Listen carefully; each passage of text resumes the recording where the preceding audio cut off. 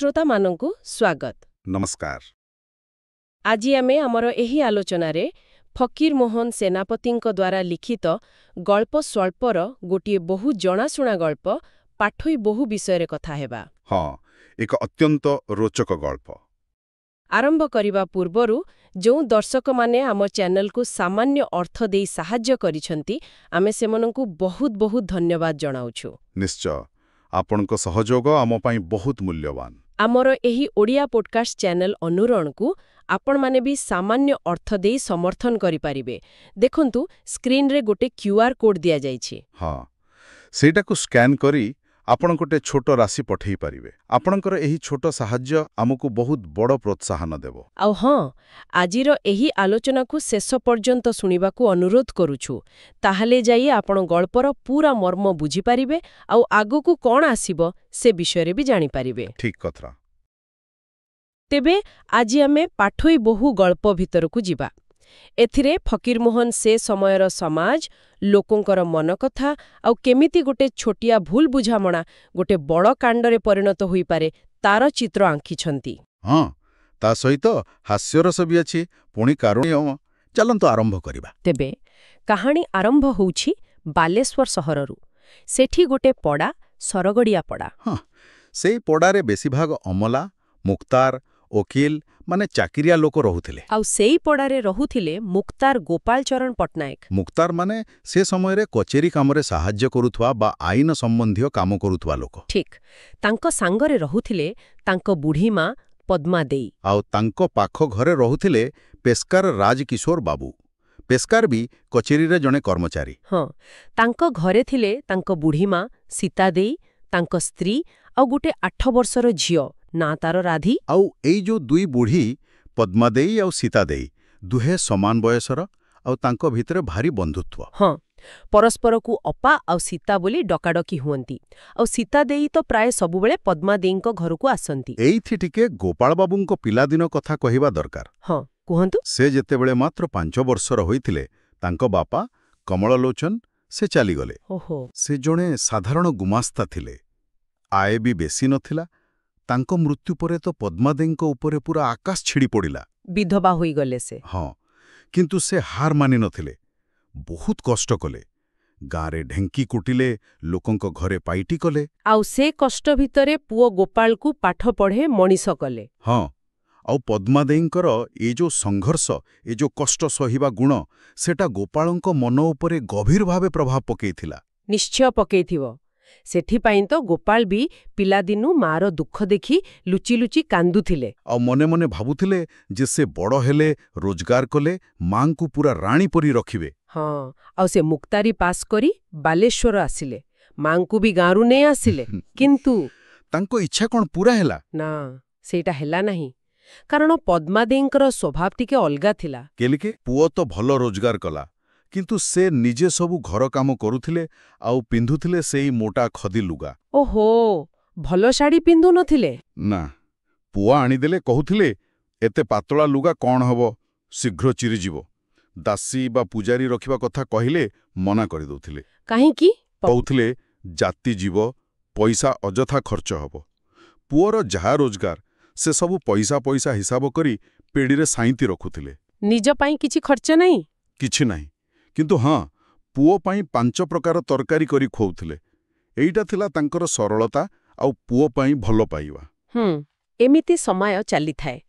ଗୋପାଳ ବାବୁଙ୍କୁ 22-23 ବର୍ଷ ହେଲାଣି। ହଁ, ବିବାହ ଘର ବୟସ। ମା ଆଉ ପାଖ ଘର ପେସ୍କାର ବାବୁ ବି କହିବା ଆରମ୍ଭ କଲେ। କିନ୍ତୁ ଗୋପାଳ ବାବୁଙ୍କର ଗୋଟିଏ ଜିଦ୍। କ'ଣ ସେ ଜିଦ୍? ସେ ଜଣେ ପାଠୋରୀ କନ୍ୟା ହିଁ ବିବାହ ହେବେ। ପାଠୋଇ କନ୍ୟା ମାନେ ଯିଏ ଟିକେ ଲେଖାପଢ଼ା ଜାଣିଥିବ, ଘର ଖର୍ଚ୍ଚର ହିସାବ ରଖିପାରିବ, ଦରକାର ପଡ଼ିଲେ ଚିଠିପତ୍ର ଲେଖିପାରିବ। ଆଚ୍ଛା। ଆଉ ସବୁଠୁ ବଡ଼ କଥା, ସେ ଯେତେବେଳେ କଚେରୀରୁ ଫେରିବେ, କାହା ସାଙ୍ଗରେ ଦିପଦ ମନଖୋଲା କଥା ହେବେ। ତାଙ୍କ ମା ତ ବୁଢ଼ୀ ହେଲେଣି। ହଁ, ସେ ଜଣେ ବୌଦ୍ଧିକ ସାଥୀ ଚାହୁଁଥିଲେ। ଏକଦମ। ଗୋଟେ ମୂର୍ଖ ଅପାଠୋଇ ସ୍ତ୍ରୀ ତାଙ୍କୁ ଜମା ପସନ୍ଦ ନଥିଲା। ଏଠି ଦେଖନ୍ତୁ, ଗୋପାଳଙ୍କର କେତେ ଆଧୁନିକ ଚିନ୍ତାଧାରା ଥିଲା ସେ ସମୟରେ। ହଁ, କିନ୍ତୁ ପଦ୍ମା ଦେଈ କ'ଣ କମ୍ ଚତୁର? ସେ ପୁଅକୁ ରାଜି କରେଇବା ପାଇଁ ଗୋଟେ କୌଶଳ କଲେ। କି କୌଶଳ? ନିଜର ବୁଢ଼ା ବୟସର ଅକ୍ଷମତା କଥା କହିଲେ।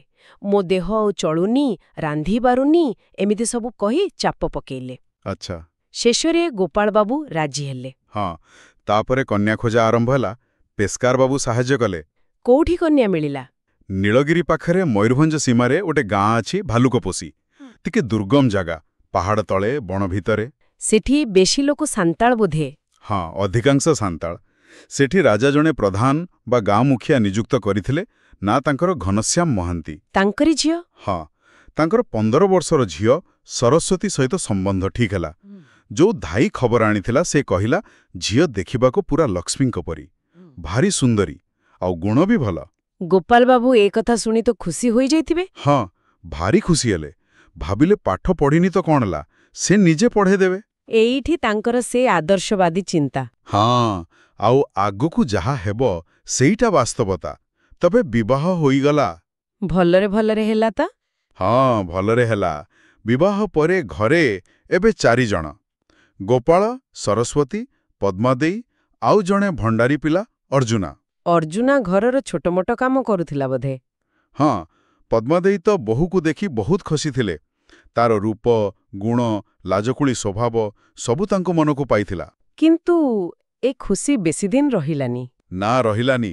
ବୋଉ ଆସିବାର ବେଶୀ ଦିନ ହେଇନି, ଅଷ୍ଟମଙ୍ଗଳ ବି ସରିନଥିଲା। ସେତେବେଳେ ପଦ୍ମାଦେଇଙ୍କ ଦେହ ଖରାପ ହୋଇଗଲା? ହଁ, ହଠାତ୍ ଅସୁସ୍ଥ ହୋଇପଡ଼ିଲେ, ଆଉ ବିଛଣାରୁ ଉଠିପାରିଲେ ନାହିଁ।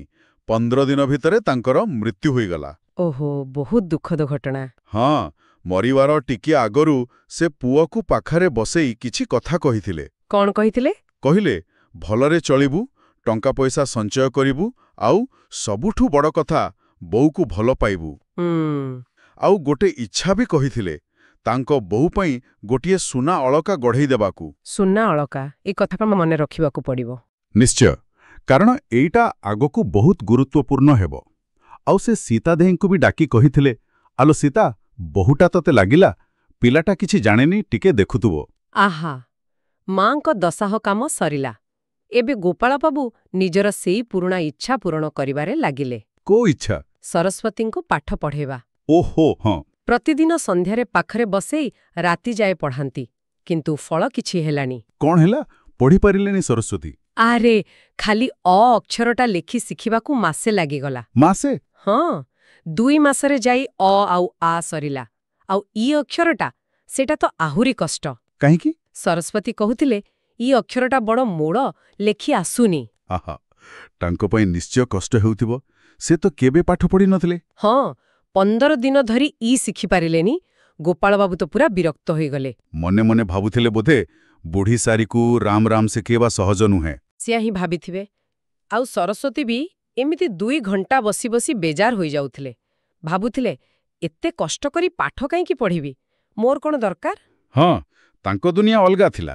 ଦିନେ ସାହସ କରି ସ୍ୱାମୀଙ୍କୁ ପଚାରିଲେ, ହଁ ହେ, ତୁମେ ସିନା କଚେରୀ ଯିବ, ଦରବାର ଯିବ, ପାଠ ପଢ଼ିବ, ମୁଁ କାହିଁକି ପାଠ ପଢ଼ିବି? ଗୋପାଳ ବାବୁ କଣ କହିଲେ? ସେ କହିଲେ, ପାଠ ପଢ଼ିଲେ ବୁଦ୍ଧି ହବ। ଆଉ ଏକଥା ଶୁଣି ସରସ୍ୱତୀ ପୁରା ଜୋରରେ ହସିଦେଲେ। ହଁ, ଗୋପାଳବାବୁ ଭାବିଲେ ସେ ତାଙ୍କୁ ଉପହାସ କରୁଛନ୍ତି। କିନ୍ତୁ ପ୍ରକୃତ କଥା ତା ନଥିଲା। ସରସ୍ୱତୀଙ୍କର ନିଜ ବୁଦ୍ଧି ଉପରେ ବହୁତ ଭରସା ଥିଲା। କେମିତି? ତାଙ୍କ ଗାଁରେ ସମସ୍ତେ କହନ୍ତି, ତାଙ୍କ ବୋଉ, ଅନ୍ୟ ସ୍ତ୍ରୀ ଲୋକମାନେ, ଯେ ତାଙ୍କର ଭାରି ବୁଦ୍ଧି। ରନ୍ଧାବଢ଼ା, ଘରକାମ, ପିଠାପଣା, ଝୋଟି ଚିତା ଦେବା, ଏସବୁରେ ସେ ପୁରା 1 ନମ୍ବର। ଆଚ୍ଛା। ତ ସେ ଭାବିଲେ, ବାବୁ ବୋଧେ ବୁଦ୍ଧି କଥା ଜାଣିନାହାନ୍ତି, ସେଥିପାଇଁ ପାଠ ପଢ଼ି ବୁଦ୍ଧି କରିବାକୁ କହୁଛନ୍ତି। ଓହୋ, ଏଠି ବୁଦ୍ଧିର ଅର୍ଥ ହିଁ 2 ଜଣଙ୍କ ପାଇଁ ଅଲଗା ଥିଲା। ଏକଦମ। ତାପରେ ଆଉ କଣ ପଢ଼ିବେ? ହଁ, ଯେତେବେଳେ ଗୋପାଳବାବୁ ଡାକନ୍ତି, ସେ କିଛି ନା କିଛି କାମର ବାହାନା କରି ଚାଲିଯାଆନ୍ତି। ମୋର ପାଇଟି ଅଛି, ହାଣ୍ଡି ଧୋଇବି, ଏମିତି କିଛି। ଗୋପାଳ ବାବୁ ଆହୁରି ବିରକ୍ତ ହେଲେ। ହଁ, ଆଉ ପଢ଼େଇବା ବନ୍ଦ କରିଦେଲେ। ଏବେ ପ୍ରଶ୍ନ ହେଲା, ସନ୍ଧ୍ୟା ସମୟଟା ଗୋପାଳ ବାବୁ କେମିତି କାଟିବେ? ସେଇ ସମୟରେ ଗାଁ ମୁଣ୍ଡରେ ରାଧେ ବାବାଜୀଙ୍କର ମଠ ଥିଲା। ସେଠି କିଛି ଅମଳାମାନେ ମିଶି ଗୋଟେ ସଭା କରୁଥିଲେ। କି ସଭା? ନା ଥିଲା ଭକ୍ତି ଦୈନୀ ସଭା, ମାନେ ଯୋଉ ସଭା ଭକ୍ତି ଦିଏ। ଆଚ୍ଛା, ଧର୍ମଚର୍ଚ୍ଚା ହଉଥିଲା ବୋଧେ? ହଁ, ପୁରାଣ ପାଠ, ଧର୍ମକଥା। ଗୋପାଳବାବୁ ସେହି ସଭାକୁ ପ୍ରତିଦିନ ସନ୍ଧ୍ୟାରେ ଯିବା ଆରମ୍ଭ କଲେ। ଆଉ ଏଇଠୁ ହିଁ ପ୍ରକୃତ ସମସ୍ୟା ଆରମ୍ଭ ହେଲା। କେମିତି? ସରସ୍ୱତୀଙ୍କୁ ଏକଥା ଭଲ ଲାଗିଲାନି। ନା, ପ୍ରଥମେ ତ ତାଙ୍କୁ ଅଡୁଆ ଲାଗିଲା ଯେ ସ୍ୱାମୀ ରାତିରେ ବାହାକୁ ଯାଉଛନ୍ତି। ତାପରେ ତାଙ୍କ ମନେ ହିଁ ନାନା କଥା ପଶିଲା। କଣ ଭାବିଲେ ସେ? ସେ ତ ଆସିଛନ୍ତି ପୁରା ବଣ ଜଙ୍ଗଲ ଭିତରୁ। ଭାବିଲେ ତାଙ୍କ ଗାଁ ପରି ଏଠି ବି ବୋଧେ ରାତିରେ ବାଘ ଭାଲୁ ବୁଲୁଥିବେ। ଏକୁଟିଆ ଯାଉଛନ୍ତି, କିଛି ବିପଦ ହେବନି ତ? ଓହୋ, ସେ ଭୟଟା ଥିଲା। ସେଟା ଥିଲା ପ୍ରଥମ ଚିନ୍ତା। ଦ୍ୱିତୀୟ ଚିନ୍ତା ଆହୁରି ଗଭୀର ହେଲା। ସେ ଭାବିଲେ ବାବୁ ଆଉ ଆଗ ପରି ତାଙ୍କୁ ଭଲ ପାଉନାହାନ୍ତି। ପାଠ ନ ପଢ଼ିବାରୁ ରାଗିଛନ୍ତି ବୋଲି ଭାବିଲେ ବୋଧେ। ହଁ, ଆଉ ତାପରେ ଆସିଲା ତୃତୀୟ ଚିନ୍ତା, ଯେ ନିଶ୍ଚୟ ବାବୁ ଆଉ କାହାକୁ ଭଲ ପାଉଛନ୍ତି। ଆଉ ପ୍ରତିଦିନ ସନ୍ଧ୍ୟାରେ ସେଇ ଲୋକ ପାଖକୁ ଯାଉଛନ୍ତି। ଏକଦମ। ଏହି ସନ୍ଦେହରେ ସେ ଭିତରେ ଭିତରେ ପୁରା ଜଳିବାକୁ ଲାଗିଲେ, ଦୁର୍ବଳ ହୋଇଗଲେ। ଆଉ ପାଖ ପଡ଼ିଶା, ଏପରିକି ସୀତା ଦେଇ ବି କିଛି ବୁଝିପାରିଲେନି। ନା, ସମସ୍ତେ ଭାବିଲେ ବୋଧେ ଶାଶୁଙ୍କ ପାଇଁ ମନ ଦୁଃଖ କରୁଛି। ପ୍ରକୃତ କଥା କେହି ଜାଣିପାରିଲେନି। ଶେଷରେ ସରସ୍ୱତୀ ଆଉ ସହିପାରିଲେନି। ସ୍ଥିର କଲେ ସିଧା ପଚାରିବେ। ହଁ, ଦିନେ ସନ୍ଧ୍ୟାରେ ଗୋପାଳବାବୁ ସଭାକୁ ବାହାରିବା ବେଳେ ସେ ବହୁତ ସାହସ କରି ପଚାରିଲେ। କଣ ପଚାରିଲେ? ପଚାରିଲେ, ହୋଇ ହେ, ତୁମେ ରୋଜ ରାତିରେ କାହା ପାଖକୁ ଯାଅ? ଗୋପାଳବାବୁ କଣ କହିଲେ? ସେ ସହଜ ଭାବେ କହିଲେ, ଭକ୍ତିଦାୟିନୀ ସଭାକୁ। କିନ୍ତୁ ସରସ୍ୱତୀ କଣ ଶୁଣିଲେ? ଏଇଠି ହେଲା ସେହି ମାରାତ୍ମକ ଭୁଲ। ସେ ହୁଏତ ଶବ୍ଦଟା ଠିକ୍ ଶୁଣିପାରିବେନି, କିମ୍ବା ତାଙ୍କ ସନ୍ଦେହୀ ମନ ଅଲଗା କିଛି ବୁଝିଲା। ସେ ପୁଣି ପଚାରିଲେ, କଣ କଣ କହିଲ? ଭଗବତୀ ଡାହାଣୀ? ଭଗବତୀ ଡାହାଣୀ? ବାପରେ, ଗୋପାଳବାବୁ କଣ କଲେ? ସେ ହସିଲେ। ବୋଧେ ସରସ୍ୱତୀଙ୍କ ଅଜ୍ଞତା ଦେଖି ତାଙ୍କୁ କୌତୁକ ଲାଗିଲା, କିମ୍ବା ବିରକ୍ତି ବି ଲାଗିଥାଇପାରେ। ସେ ଟିକେ ଥଟ୍ଟାରେ କହିଦେଲେ, ହଁ, ଭଗବତୀ ଡାହାଣୀ। ଓହୋ, ଏଇଟା ତ ବଡ଼ ଭୁଲ ହେଲା। ହଁ, ସରସ୍ୱତୀଙ୍କ ସନ୍ଦେହ ଆହୁରି ବଢ଼ିଗଲା। ସେ ପୁଣି ପଚାରିଲେ, ସେ କଣ ବଡ଼ ଶୋଭାକାର, ମାନେ ବହୁତ ସୁନ୍ଦର? ଗୋପାଳବାବୁ ପୁଣି ଥଟ୍ଟା କଲେ। ହଁ, ସେଇ ଥଟ୍ଟାଳିଆ ସ୍ୱରରେ କହିଲେ, ହଁ ହଁ, ଭାରି ଶୋଭାକାର। ଏତିକି କହି ସେ ହସି ହସି ସଭାକୁ ଚାଲିଗଲେ। କିନ୍ତୁ ତାଙ୍କ ମନ ଭିତରେ ବୋଧେ ବହୁତ ରାଗ ଥିଲା। ହଁ, ଭିତରେ ଥିଲା ପ୍ରବଳ ବିରକ୍ତି ଆଉ ହତାଶା। ଭାବିଲେ, କି ବଣଜନ୍ତୁଟେ ଆଣିଲି, ଭକ୍ତିଦାୟିନୀ କହିପାରୁନି, କହୁଛି ଭଗବତୀ ଡାହାଣୀ। ମୋ କପାଳ। ସେ ତ ଚାଲିଗଲେ, କିନ୍ତୁ ସରସ୍ୱତୀଙ୍କ ଅବସ୍ଥା କଣ ହେଲା? ସେ ସେଠି ପୁରା କାଠପଥର ପରି ଛିଡ଼ା ହୋଇ ରହିଲେ। ମନ ଭିତରେ ଯେମିତି ଝଡ଼ ଆସିଗଲା। କାରଣ ସ୍ୱାମୀ ନିଜେ ସ୍ୱୀକାର କଲେ ଯେ ସେ ଭଗବତୀ ଡାହାଣୀ ପାଖକୁ ଯାଆନ୍ତି, ଆଉ ସେ ପୁଣି ଭାରି ଶୋଭାକାର। ହଁ, ତାଙ୍କର ସବୁ ସନ୍ଦେହ ଯେମିତି ସତ୍ୟ ହୋଇଗଲା। ସେଦିନ ରୋଷେଇ କଲାବେଳେ ତାଙ୍କ ମନ ଆଉ ଠିକାଣାରେ ନଥିଲା। କଣ କଲେ ସେ? ତରକାରୀ ପୋଡ଼ିଗଲା, ଆଉ ଶେଷରେ ଭାତ ହାଣ୍ଡିରେ ହଳଦୀ ଆଉ ଲୁଣ ପକେଇ ଘାଣ୍ଟି ଦେଲେ। ବାପରେ, ତାପରେ? ତାପରେ ସେଇ ଘର ପିଲା ଅର୍ଜୁନାକୁ ଡାକିଲେ। ବହୁତ ଲାଜ ଲାଗୁଥିଲା, ତଥାପି ନିଜକୁ ସମ୍ଭାଳି ନ ପାରି ପଚାରିଲେ, ହୋଇରେ ଅର୍ଜୁନା, ତୁ ଭଗବତୀ ଡାହାଣୀକୁ ଦେଖିଛୁ? ଅର୍ଜୁନା କଣ କହିଲା? ସେ ତ ଟିକେ ଚାଲାକ ପିଲା। ହଁ, ସେ ନିଜକୁ ଜ୍ଞାନୀ ଦେଖାଇବାକୁ କହିଲା, ହଁ ମା, ଦେଖିଛି। ସେ ବୋଧେ କେବେ ମନ୍ଦିରରେ ନାଚୁଥିବା କୋଉ ସୁନ୍ଦରୀ ସ୍ତ୍ରୀ ଲୋକକୁ ଦେଖି ତାକୁ ଭଗବତୀ ଡାହାଣୀ ଭାବି ନେଇଥିଲା। ଓହୋ, ସରସ୍ୱତୀ ଆଉ କଣ ପଚାରିଲେ? ପଚାରିଲେ, ବାବୁ କଣ ତା ପାଖରେ ବସିଥିଲେ? ଅର୍ଜୁନା କହିଲା, ହଁ ମା, ବସିଥିଲେ। ତାପରେ ଅର୍ଜୁନା ଆହୁରି ବଖାଣିଲା। ହଁ, କହିଲା, ସେ କେତେ ସୁନ୍ଦର, କେତେ ସୁନା ଗହଣା ପିନ୍ଧିଛି। ଆଉ ଯେତେବେଳେ ସରସ୍ୱତୀ ପଚାରିଲେ, କଣ କଣ ସେ ମୁଣ୍ଡରେ ସୁନା ଅଳକା ଲଗେଇଛି? ସେଇ ସୁନା ଅଳକା କଥା। ହଁ, ଅର୍ଜୁନା କହିଲା, ହଁ ମା, ସୁନା ଅଳକା ଲଗେଇଛି, ମୁଁ ନିଜେ ଦେଖିଛି। ବସ୍। ଏଇ ଶବ୍ଦଟା ଶୁଣିବା ପରେ ତ ସରସ୍ୱତୀଙ୍କର ଅବସ୍ଥା ପୁରା ବିଗିଡ଼ି ଗଲା। ତାଙ୍କର ମଲା ଶାଶୁଙ୍କର ସେଇ ଶେଷ ଇଚ୍ଛା କଥା ମନେ ପଡ଼ିଗଲା। ତାଙ୍କ ପାଇଁ ସୁନା ଅଳକା ଗଢ଼େଇବା କଥା, ଆଉ ସେଇ ଅଳକା ଏବେ ସେ ଡାହାଣୀ ପିନ୍ଧିଛି। ତାଙ୍କର ସବୁ ଦୁଃଖ, କ୍ରୋଧ, ଅଭିମାନ ଯେମିତି ଏକାଠି ହୋଇଗଲା। ଆଉ ତାପରେ? ସେ ପୁରା ବିସ୍ଫୋରଣ କରେଲେ। ହଁ, ପ୍ରଚଣ୍ଡ କ୍ରୋଧରେ ଚିତ୍କାର କଲେ, ମୁଁ ଆଉ ଜୀବନ ରଖିବି ନାହିଁ। ହାତରେ ଥିବା ଲୁହା ଚଟୁରେ ସେ ଭାତ ହାଣ୍ଡିକୁ ପିଟି ପିଟି ଭାଙ୍ଗିଦେଲେ। ଆଉ ଗରମ ପେଜ ଛିଟିକି ତାଙ୍କ ଦେହରେ ପଡ଼ିଲା। ହଁ, ଦେହରେ ପଡ଼ି ଫୋଟକା ହୋଇଗଲା। ରୋଷେଇ ଘରର ସବୁ ହାଣ୍ଡି, ମାଠିଆ, ବାସନକୁସନ ଭାଙ୍ଗି ରୁଜି ଚୁରମାର କରିଦେଲେ। ପୁରା ହାଣ୍ଡିଶାଳଟା ନଷ୍ଟ ହୋଇଗଲା। ତାପରେ? ତାପରେ ପାଗଳଙ୍କ ପରି ବାହାରକୁ ଆସି ଅଗଣାରେ ଭୂଇଁରେ ମୁଣ୍ଡ ପିଟିବାକୁ ଲାଗିଲେ। ମୁଣ୍ଡ ଫାଟି ରକ୍ତ ବୋହିଲା। ଆଉ ସେ କାନ୍ଦୁଥିଲେ ବୋଧେ? ହଁ, ପିଣ୍ଡାରେ ବସି ନିଜ ବୋଉକୁ ଡାକି କାନ୍ଦିଲେ, ବୋଉ ଲ, ମୋତେ କେଉଁ କଂସେଇ ଖୁଣ୍ଟରେ ବାନ୍ଧି ଦେଇଗଲୁ ଲ। ଆହା, କି ଦୟନୀୟ ଅବସ୍ଥା। ଅର୍ଜୁନା ଏସବୁ ଦେଖୁଥିଲା। ହଁ, ସେ ଏ ଭୟଙ୍କର ଦୃଶ୍ୟ ଦେଖି ପୁରା ଡରିଗଲା। ପାଟି କରି ସେ ରାଧେ ବାବାଜୀଙ୍କ ମଠ ଆଡ଼େ ଦୌଡ଼ିଲା। କଣ କହିଲା ସେ? ଚିତ୍କାର କଲା, ଶାନ୍ତେ, ଦୌଡ଼ି ଆସନ୍ତୁ, ଘର ବୁଡ଼ିଗଲା, ମା ମରିଗଲେଣି। ସଭାରେ ଥିବା ଲୋକେ ତ ଭାବିଥିବେ ନିଆଁ ଲାଗିଛି ବୋଲି। ହଁ, ସମସ୍ତେ ସେୟା ଭାବିଲେ। ଗୋପାଳ ବାବୁ, ଅନ୍ୟ ଅମଲା, ଓକିଲ, ପୁରାଣ ପଣ୍ଡା ସମସ୍ତେ ଦୌଡ଼ି ଦୌଡ଼ି ଆସିଲେ। ଦେଖୁ ଦେଖୁ ଘର ଆଗରେ ଶହ ଶହ ଲୋକ ଜମା ହୋଇଗଲେ। ଗୋପାଳବାବୁ ଭିତରକୁ ଯାଇ କଣ ଦେଖିଲେ? ଦେଖିଲେ ସରସ୍ୱତୀ ଭୂଇଁରେ ପଡ଼ିଛନ୍ତି, ଯନ୍ତ୍ରଣାରେ ଗଁ ଗଁ ହେଉଛନ୍ତି, ମୁଣ୍ଡରୁ ରକ୍ତ ବହୁଛି, ଆଉ ହାଣ୍ଡିଶାଳାର ଅବସ୍ଥା ତ କହି ହେବନି। ସେ ଅର୍ଜୁନାକୁ ପଚାରିଲେ କଣ ହେଲା ବୋଲି। ହଁ, ବହୁତ ପଚରାଉଚରା କଲେ, କିନ୍ତୁ ଅର୍ଜୁନା ଡରରେ ସେ ଭଗବତୀ ଡାହାଣୀ ବା ସୁନା ଅଳକା କଥା କିଛି କହିଲାନି। ଖାଲି କହିଲା, ମୁଁ କିଛି ଜାଣେ ନାହିଁ। ଏତିକିବେଳେ ଲୋକମାନେ କଣ କହୁଥିଲେ? ଡାକ୍ତର ଡାକିବା କଥା।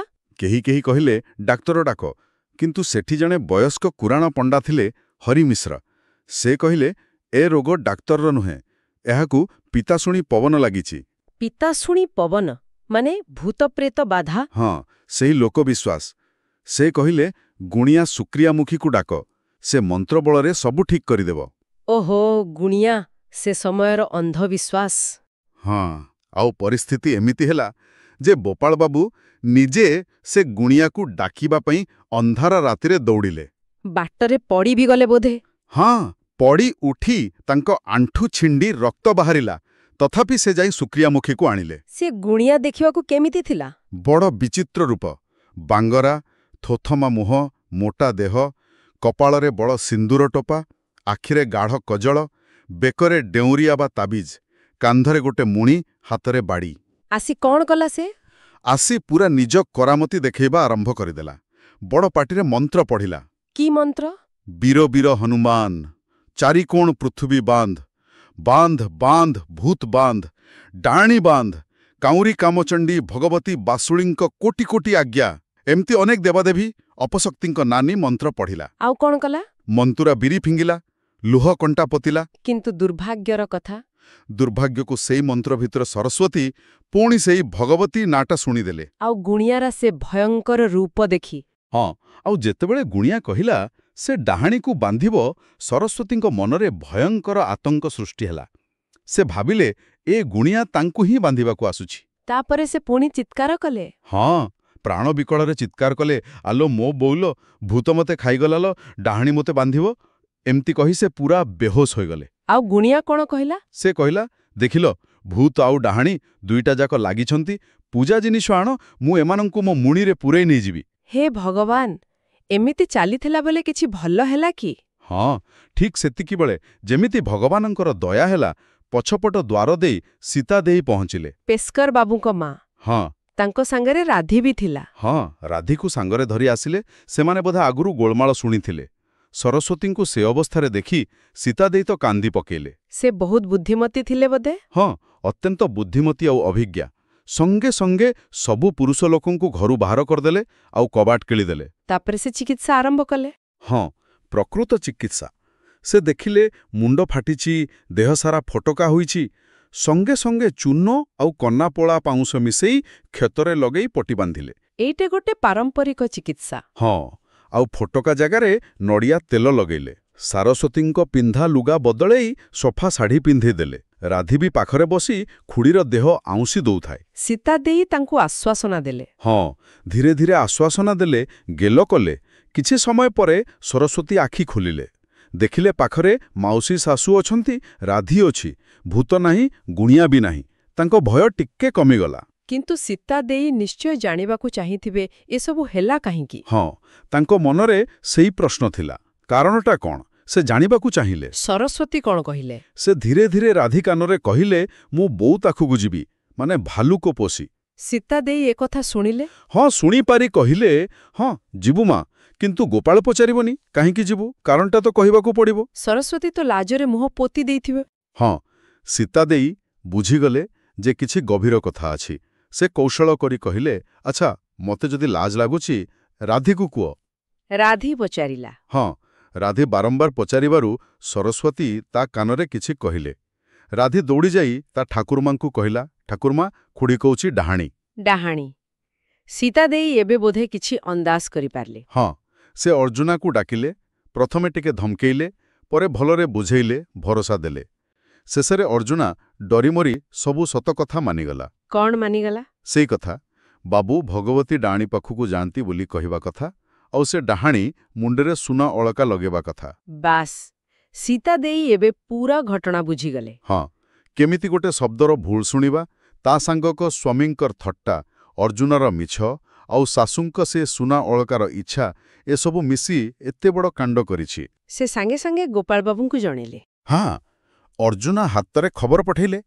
କହିଲେ, ତୁମେ ତୁମ ସ୍ତ୍ରୀକୁ ଆଗପରି ଭଲ ପାଉନ? ରୋଜ ସଞ୍ଜବେଳେ ଭଗବତୀ ଡାହାଣୀ ପାଖକୁ ଯାଉଛ, ତାକୁ ସୁନା ଅଳଙ୍କା ବି ଦେଇଛ। ଏକଥା ଜାଣିପାରି ତା ମନରେ ଭାରି ଦୁଃଖ ହୋଇଛି। ସେଥିପାଇଁ ଏତେ ସବୁ କାଣ୍ଡ ଘଟିଛି। ଗୋପାଳବାବୁ ଭଗବତୀ ଡାହାଣୀ ନା ଶୁଣି କଣ ହେଲେ? ସେ ତ ଚମକି ପଡ଼ିଲେ। ତାଙ୍କୁ ପୁରା କଥା ବୁଝିବାକୁ ମୁହୂର୍ତ୍ତ ବି ଲାଗିଲାନି। କେମିତି ତାଙ୍କରି ଗୋଟେ ଥଟ୍ଟାଳିଆ ହଁ ଆଉ ସରସ୍ୱତୀଙ୍କ ଭୁଲ ଶୁଣିବା? ହଁ, ଭକ୍ତିଦାୟିନୀ ବଦଳରେ ଭଗବତୀ ଡାହାଣୀ ଏତେ ବଡ଼ ବିଭ୍ରାଟ କରିଦେଲା। ତାଙ୍କୁ ହସ ମାଡ଼ିଲା ନା କାନ୍ଦ ମାଡ଼ିଲା ସେ ନିଜେ ଜାଣିପାରିଲେନି। କିନ୍ତୁ ଏତେ ଲୋକଙ୍କ ଆଗରେ ଏତେ ବଡ଼ ଲୋକହସା କାଣ୍ଡ ହୋଇଗଲା। ସେଇଥିପାଇଁ ତାଙ୍କୁ ଭାରି ଲଜ୍ଜା ଆଉ ଦୁଃଖ ଲାଗିଲା। ସେ ରାତିରେ କଣ ହେଲା? ସୀତା ଦେଈ ଆଉ ରାଧୀ ସରସ୍ୱତୀଙ୍କ ପାଖରେ ଶୋଇଲେ। ପରଦିନ ସକାଳୁ ଲୋକମାନେ ଶୁଣିଲେ ଯେ ବୋହୂ ଭଲ ହୋଇଗଲେଣି। ସମସ୍ତେ ଫେରିଗଲେ? ହଁ, ଧୀରେ ଧୀରେ ନିଜ ନିଜ ଘରକୁ ଫେରିଗଲେ। କିନ୍ତୁ ପ୍ରକୃତ କାରଣ କେହି ଜାଣିପାରିଲେ ନାହିଁ। ଗୋପାଳ ବାବୁ ବି କାହାକୁ କହିଲେନି? ନା, ସେ ଘର ଛିଦ୍ର କଥା ବାହାରେ କହିଲେନି। ଶେଷରେ ଡାକ୍ତର ଆସିଲେ। କଣ ପାଇଁ? ସରସ୍ୱତୀଙ୍କ ମୁଣ୍ଡ କ୍ଷତ, ଦେହର ଫଟକା ଆଉ ଗୋପାଳ ବାବୁଙ୍କ ଆଣ୍ଠୁ କ୍ଷତ ପାଇଁ ଡାକ୍ତରଙ୍କୁ ପ୍ରାୟ 20 ଥର ଆସିବାକୁ ପଡ଼ିଲା। ଆଉ ଭିଜିଟ୍ ଫିସ୍ ବି ନେଲେ? ଏମିତି ଭାବରେ କାହାଣୀ ଶେଷ ହେଲା। ହଁ, ଏକ ହାସ୍ୟକାରୁଣ୍ୟମୟ ପରିସମାପ୍ତି। ତେବେ ଏହି ଗଳ୍ପର ମୂଳ କଥା ହେଲା ଯୋଗାଯୋଗର ଅଭାବ। ଏକଦମ, ଯୋଗାଯୋଗର ଅଭାବ ଏବଂ ଭୁଲ ବୁଝାମଣା। କେମିତି ଗୋଟେ ସାଧାରଣ ଶବ୍ଦ ଭକ୍ତିଦାୟିନୀ ସଭା ଭୁଲରେ ଭଗବତୀ ଡାହାଣୀ ହୋଇଗଲା, ଆଉ ତାର ପରିଣତି କେତେ ଭୟଙ୍କର ହେଲା। ଏହା ପଛରେ ତ ଅନେକ କାରଣ ଥିଲା। ହଁ, ପ୍ରଥମତଃ ସ୍ୱାମୀ ସ୍ତ୍ରୀଙ୍କ ଭିତରେ ଖୋଲା କଥାବାର୍ତ୍ତାର ଅଭାବ। ଗୋପାଳ ଯଦି ଥଟ୍ଟା ନ କରି ସ୍ପଷ୍ଟ କରିଥାନ୍ତେ, କିମ୍ବା ସରସ୍ୱତୀଙ୍କ ପ୍ରଶ୍ନକୁ ଗୁରୁତ୍ୱ ଦେଇଥାନ୍ତେ, ହଁ, ତେବେ ଏମିତି ହୋଇନଥାନ୍ତା। ଦ୍ୱିତୀୟରେ ଗୋପାଳଙ୍କ ପାଠୋଇ ବୋହୂର ଆଦର୍ଶ ଆଉ ସରସ୍ୱତୀଙ୍କର ପାରମ୍ପରିକ ପୃଷ୍ଠଭୂମି। ଆଉ ନିଜ ବୁଦ୍ଧି ଉପରେ ତାଙ୍କର ଭରସା, ଏ ଦୁଇଟା ଭିନ୍ନ ଚିନ୍ତାଧାରା ଭିତର ସଂଘର୍ଷ। ଠିକ୍। ଆଉ ତୃତୀୟରେ ସରସ୍ୱତୀଙ୍କର ସେ ନୂଆ ପରିବେଶରେ ଏକାକିତ୍ୱ, ତାଙ୍କର ଅଜ୍ଞାନତା, ସୀମିତ ଜ୍ଞାନ, ଏସବୁ ତାଙ୍କ ସନ୍ଦେହକୁ ବଢ଼େଇଦେଲା। ଆଉ ଅର୍ଜୁନାର କଥା ବି ଭୁଲି ହବନି। ତାର ସେ ମିଛ କଥା, ବିଶେଷ କରି ସୁନା ଅଳକା କଥା। ସେଇଟା ତ ନିଆଁରେ ଘିଅରେ ଢାଳିଲା ପରି ହେଲା। ଆଉ ଗୋପାଳଙ୍କ ନିଜର ହତାଶା, ସରସ୍ୱତୀଙ୍କୁ ବଣଜନ୍ତୁ ଭାବି ତାଙ୍କ କଥାକୁ ଅବହେଳା କରିବା, ଏସବୁ ମିଶି ପରିସ୍ଥିତିକୁ ପୁରା ବିଗାଡ଼ିଦେଲା। କିନ୍ତୁ ଏତେ ଦୁଃଖଦ ଘଟଣା ଭିତରେ ବି ଫକୀରମୋହନ ହସର ଖୋରାକ ଯୋଗେଇଛନ୍ତି। ହଁ, ସେଥିରେ ତ ସେ ମାହିର। ଗୋପାଳଙ୍କର ହତାଶା, ସରସ୍ୱତୀଙ୍କ ସେ ହାସ୍ୟାସ୍ପଦ ରସେଇ, ଗୁଣିଆର କାଣ୍ଡ କାରଖାନା, ଏସବୁ ପାଠକକୁ ହସାଏ। କିନ୍ତୁ ତା ପଛରେ ଥିବା ଦୁଃଖଟା ବି ଅନୁଭବ ହୁଏ। ନିଶ୍ଚୟ, ଏହା ସେ ସମୟର ସମାଜକୁ ବି ଦେଖାଏ। ଗାଁର ସରଳତା, ଅନ୍ଧବିଶ୍ୱାସ, ନାରୀର ଅସହାୟତା, ଏସବୁର ଚିତ୍ର ଅଛି। ତାହେଲେ ମୁଖ୍ୟ ଶିକ୍ଷା କଣ ମିଳିଲା ଏ ଗଳ୍ପରୁ? ମୁଖ୍ୟ ଶିକ୍ଷା ହେଲା ସମ୍ପର୍କରେ ସ୍ପଷ୍ଟ କଥାବାର୍ତ୍ତା, ମାନେ କ୍ଲିୟର କମ୍ୟୁନିକେସନ କେତେ ଜରୁରୀ। ହଁ, ଛୋଟ ଛୋଟ ଭୁଲ ବୁଝାମଣା, ଅନୁମାନ କରିନେବା, ଆଉ ପରସ୍ପରର ଦୃଷ୍ଟିକୋଣକୁ ନ ବୁଝିବା, ଏସବୁ କେମିତି ବଡ଼ ସମସ୍ୟା ସୃଷ୍ଟି କରେ। ଆଉ ଏ କଥା କଣ କେବଳ ସେ ସମୟ ପାଇଁ ଠିକ୍? ନା, ଆଦୌ ନୁହେଁ। ଆଜିର ସମୟରେ ବି ଏହା ସମ୍ପୂର୍ଣ୍ଣ ପ୍ରାସଙ୍ଗିକ। ଆମ ପାଖରେ ଯୋଗାଯୋଗ ପାଇଁ ଏତେ ମାଧ୍ୟମ ଅଛି, ତଥାପି ସମ୍ପର୍କରେ ଭୁଲ ବୁଝାମଣା ହଉଛି। ହଁ, ପରସ୍ପରଠୁ ଅଲଗା ଆଶା ରଖିବା, ପରମ୍ପରା ଆଉ ଆଧୁନିକତା ଭିତରେ ଦ୍ୱନ୍ଦ୍ୱ, ଏକାକିତ୍ୱ, ଏସବୁ ସମସ୍ୟା ଆଜି ବି ଅଛି। ହୁଏତ ରୂପ ବଦଳି ଯାଇଛି, କିନ୍ତୁ ମୂଳ କଥା ସେଇଆ। ଏକଦମ। ବାସ୍ତବିକ ଏ ଗଳ୍ପର ଆବେଦନ ଚିରନ୍ତନ। ପାଠୋଇ ବୋହୂର ଏହି ଆଲୋଚନା ପାଇଁ ଆପଣଙ୍କୁ ବହୁତ ଧନ୍ୟବାଦ। ଆଶା କରୁଛୁ ଆମ ଶ୍ରୋତାମାନଙ୍କୁ ବି ଭଲ ଲାଗିଥିବ। ମୋର ବି ସେହି ଆଶା। ଶେଷରେ ଗୋଟିଏ ପ୍ରଶ୍ନ ଶ୍ରୋତାମାନଙ୍କ ଚିନ୍ତା ପାଇଁ ଛାଡ଼ି ଯାଉଛି। ହଁ, କୁହନ୍ତୁ। ଭାବନ୍ତୁ ତ, ଗୋପାଳ ବାବୁ ଯଦି ଆରମ୍ଭରୁ ସରସ୍ୱତୀଙ୍କ ସହ ଟିକେ ଖୋଲାଖୋଲି କଥା ହୋଇଥାନ୍ତେ, ସେ ଭକ୍ତିଦାୟିନୀ ସଭା କଥାଟା ସ୍ପଷ୍ଟ କରିଥାନ୍ତେ, ଆଉ ତାଙ୍କ ପ୍ରଶ୍ନକୁ ହସରେ ନ ଉଡ଼ାଇ ଗମ୍ଭୀରତାର ସହ ନେଇଥାନ୍ତେ, ତେବେ କ'ଣ ଏତେ ବଡ଼ କାଣ୍ଡ ଘଟିଥାନ୍ତା? ଭଲ ପ୍ରଶ୍ନଟିଏ। ଆଉ ଆଜିର ସମୟରେ ଆମ ନିଜ ସମ୍ପର୍କଗୁଡ଼ିକରେ ଏହି ସ୍ପଷ୍ଟ ଏବଂ ସହାନୁଭୂତିପୂର୍ଣ୍ଣ କଥାବାର୍ତ୍ତାର ଅଭାବ କେମିତି ସମସ୍ୟା ସୃଷ୍ଟି କରୁଛି, ସେହି ବିଷୟରେ ବି ଟିକେ ଭାବିବାର ଅଛି। ନିଶ୍ଚୟ। ଶ୍ରୋତାମାନେ ନିଶ୍ଚୟ ଏହା ଉପରେ ଚିନ୍ତା କରିବେ। ଆଗାମୀ ଆଲୋଚନାରେ ଆମେ ଫକୀରମୋହନଙ୍କର ଆଉ ଗୋଟିଏ କାଳଜୟୀ ସୃଷ୍ଟିକୁ ନେଇ ଆସିବ। ଅପେକ୍ଷା ରହିଲା। ସେ ପର୍ଯ୍ୟନ୍ତ ଆମ ସହ ଯୋଡ଼ି ହୋଇ ରହିଥାନ୍ତୁ। ଆଉ ହଁ, ଆପଣମାନେ ଆଉ କେଉଁ ଓଡ଼ିଆ ଗଳ୍ପ ବା ସାହିତ୍ୟ କୃତି ବିଷୟରେ ଏମିତି ଆଲୋଚନା ଶୁଣିବାକୁ ଚାହାନ୍ତି, ତାହା ଆମକୁ କମେଣ୍ଟ କରି ଜଣାନ୍ତୁ। ଆପଣଙ୍କ ମତାମତ ଆମ ପାଇଁ ଗୁରୁତ୍ୱପୂର୍ଣ୍ଣ। ଆମ ଚ୍ୟାନେଲକୁ ଲାଇକ୍, ଶେୟାର, କମେଣ୍ଟ ଏବଂ ସବସ୍କ୍ରାଇବ୍ କରିବାକୁ ଭୁଲିବେ ନାହିଁ। ଦୟାକରି ଶେୟାର କରନ୍ତୁ ଏବଂ ଆମର ଏହି ଓଡ଼ିଆ ଚ୍ୟାନେଲକୁ ଆଗକୁ ବଢ଼ାଇବାରେ ସାହାଯ୍ୟ କରନ୍ତୁ। ହଁ, ଆପଣଙ୍କର ସମର୍ଥନ ନିହାତି ଦରକାର। ଆଉ ନୂଆ ଅଧ୍ୟାୟର ସୂଚନା ପାଇବା ପାଇଁ ସେ ଯୋଉ ବେଲ୍ ଆଇକନ୍ ଅଛି ତାକୁ ଦବାଇ ଦିଅନ୍ତୁ। ଧନ୍ୟବାଦ। ଆଜି ପାଇଁ ଏତିକି। ଧନ୍ୟବାଦ।